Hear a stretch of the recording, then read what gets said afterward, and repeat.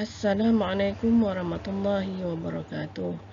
Bismillahirrahmanirrahim. Allahumma aftah alaina hikmataka wansyur alaina min khazaini rahmatika ya arhamar rahimin. Okey, pembelajaran bahasa Melayu hari ini kita akan belajar mengenai ayat penyata. Okey, kita lihat dulu jenis-jenis ayat yang kamu dah belajar. Ayat seruan, ayat tanya, ayat perintah, dan yang terakhir ayat tanya. Kita lihat dulu ayat seruan. Ayat seruan ialah ayat yang diucapkan dengan membawa nada atau intonasi seruan dengan tujuan menzahirkan keadaan perasaan. Ya, dia ada kaitan dengan perasaan seperti marah, takut, sedih, geram, sakit dan sebagainya. Ayat seruan biasanya mengandungi kata seru seperti wah, aduh, oh, ah, amboi, cheese dan sebagainya. Dan perkataan ini diletakkan pada permulaan ayat seru. Okey, jika masa menulis, intonasi seruan digambarkan dengan tanda seru yang diletakkan di akhir ayat. Ya. Okey, contoh ayat. Wah, tingginya bangunan itu. Okey, jadi bila menulis selepas perkataan seruan, contohnya kat sini wah, dia ada letak tanda koma dan di akhir ayat dia letak tanda seru. Okey, boleh faham ya? Seterusnya kita lihat contoh. Amboi, garangnya dia. Okey. Syabas, kamu telah menang. Dan aduh, pening betul kepada mencari jawapan soalan matematik ini. Okey, jadi ini semua adalah ayat seruan dan setiap ayat seruan mengandungi kata seru dan di akhir ayat, kalau kita menulis di akhir ayat, kita akan letak tanda seruan. Okey.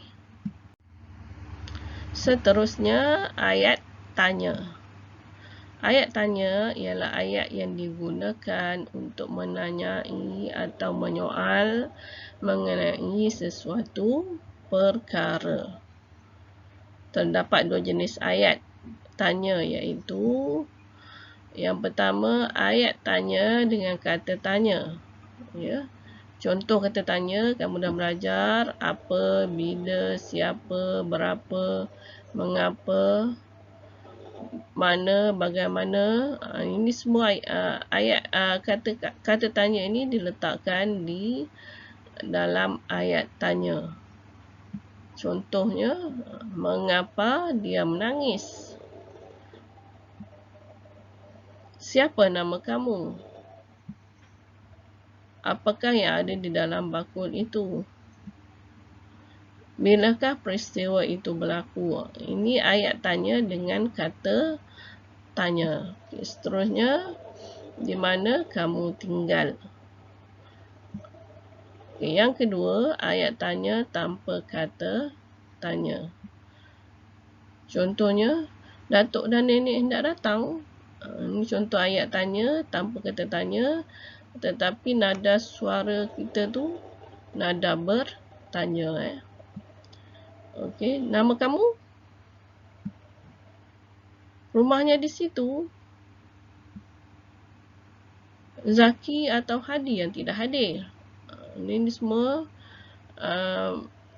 tanpa kata tanya. Keempat-empat ayat ni. Jadi bila kita bercakap tu, nada suara kita adalah nada bertanya. Baik, seterusnya sewaktu menulis, perlu letakkan simbol tanda soal di hujung ayat tanya. Ya, simbolnya yang macam telinga tu. Okey, seterusnya ayat perintah. Ayat perintah ialah ayat yang mengandungi unsur memberi arahan untuk diikuti atau dibuat oleh orang yang mendengar ayat tersebut. Ya, ayat notah ditandai dengan penggunaan kata khusus seperti jangan, usah, sila, jemput, tolong, minta dan sebagainya. Okey.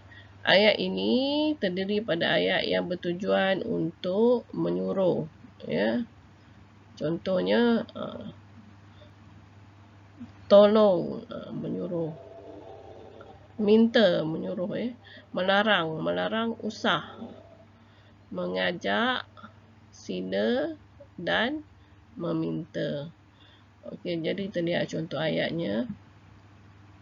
Jangan menyampuk apabila orang tua bercakap. Ya, jadi tengok dia melarang, jangan. Okey, seterusnya jemputlah datang ke rumah saya pada minggu hadapan. Yang ini tujuan dia meminta, ya, ataupun mengajak. Tolong jaga kebersihan kelas kamu. Ya, meminta. Dan minta ambilkan saya buku itu. Okey, jadi yang ini semua adalah ayat perintah. Baik, yang terakhir adalah ayat penyata.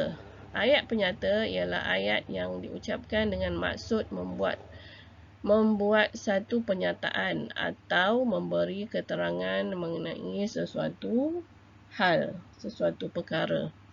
Okey, baik, majoriti ayat yang kita belajar atau kamu baca adalah ayat penyata, ya.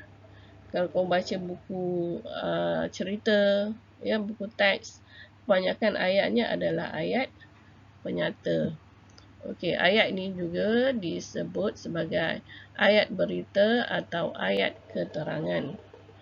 Okey, semasa menulis, tanda noktah diletakkan pada pengakhiran ayat. Baik, bagi semua jenis ayat, kita mula menulis dengan huruf besar dan akhirnya letak sama ada tanda soal kalau ayat tu ayat soal, ataupun tanda seru, ya, ataupun letak noktah, ya. Seterusnya kita tengok contoh ayat. Madya mahu menjadi jurugambar profesional. Jadi dia menerangkan mengenai cita-cita Madya. Okey. Contoh kedua, penjual sayur itu sentiasa tersenyum. Jadi dia menerangkan mengenai sifat penjual sayur tersebut. Ya, bunga ros itu sangat cantik dan berbau harum. Jadi ayat ini menerangkan mengenai bunga ros, ya, sifat bunga ros yang cantik dan berbau harum. Seterusnya, Ali dan Ahmad suka makan buah rambutan. Ini menerangkan mengenai kesukaan Ali dan Ahmad. Okey, kita lihat buku teks kamu, muka surat 34, ayat penyata, bilik darjah mesra alam. Seperti yang saya beritahu sebelum ini, kebanyakan atau majoriti ayat yang kita baca dalam buku teks atau buku cerita adalah ayat penyata. Okey, jadi yang berdasarkan muka surat 34 ini, saya nak kamu menulis di dalam buku tulis BM3, ya. Kamu tulis dalam bentuk karangan, ya. Jadi mesti ada 5 perenggan. Ya, dan yang terakhir sini awak sambung. Ya, di sudut yang lain mereka menyusun 3 buah kotak. Jadi awak sambung. Tulis lagi 2 ayat. Contoh ayat tersebut, kotak-kotak itu digunakan untuk mengumpulkan barang-barang terbuang yang boleh dikitar semula. Okey, ini contoh, ya, awak boleh buat yang lain, ya. Mereka mahu memupuk sikap menjaga alam dengan mengumpulkan bahan-bahan terbuang yang boleh dikitar semula. Jadi awak tulis dalam buku BM 3 petikan ini, petikan bilik darjah mesra alam ini, Dan juga dalam buku aktiviti awak muka surat 36 awak siapkan kerja tersebut muka surat 36. Okey, hanya itu daripada saya. Sekian. Assalamualaikum warahmatullahi wabarakatuh.